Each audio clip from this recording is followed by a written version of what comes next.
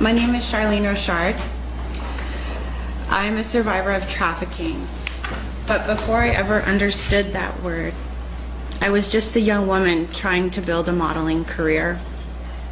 I want to speak from that place because the way trafficking actually happens is very different from the way people imagine it. When I entered the modeling world, I was barely a teenager. I was ambitious, excited, and completely unprepared for the risks that came with traveling alone across the world. No one ever talked to me about trafficking, not my modeling agencies, not the adults around me who I assumed understood the industry better than I did.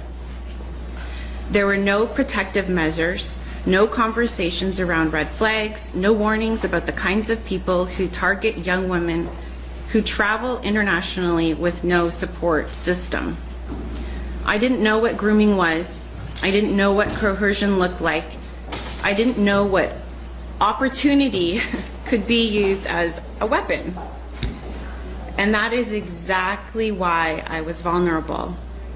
Trafficking didn't start with violence.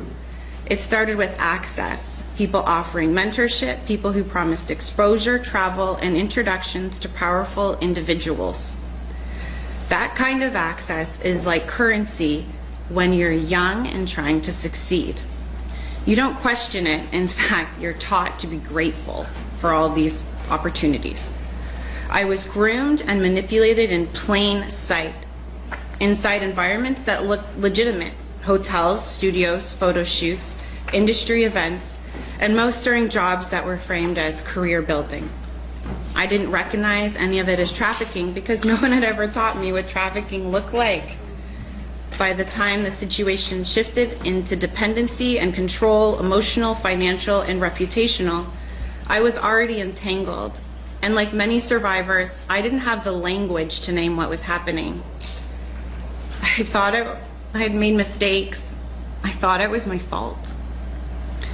I thought I had put myself in these situations. That confusion is part of the system that is not accidental, and traffickers rely on this. People often talk about trafficking as something that happens in a moment, but the truth is the aftermath follows you far into adulthood. It affects your relationships, who you marry, your sense of safety, your ability to trust, your career, your mental health, and your financial stability. Recovery is not linear, it is lifelong. And the hardest part of knowing that so much of it could be prevented if the systems around me had been designated to protect young people instead of leaving them to navigate this danger alone. Trafficking is not random, it is structured, it is patterned, and it is preventable. I'm calling for legislation that reflects how trafficking actually works. Mandatory education and safety protocols for industries that employ young people, especially those who travel, including modeling, entertainment, and sports. Clear legal definitions of grooming, coercive control, so exploitation cannot be reframed as consent. Federal protections that eliminate loopholes created by varying state age of consent laws, especially when minors are transported across state lines. Stronger oversight of travel, model housing, and financial arrangements for minors and young adults working internationally. Pattern-based detection requirements for financial institutions because trafficking leaves financial footprints long before a survivor can speak up. Accountability for individuals and institutions that knowingly or negligently enable trafficking environments. Right now, too much of trafficking happens under the table, hidden by secrecy, silence, and the assumption that if a young woman is traveling for work, she must be safe. That assumption is dangerous, it is wrong, and it's costing lives. What I hope to see are laws created that no one would have protected me. I need laws that protected me when I was a young model.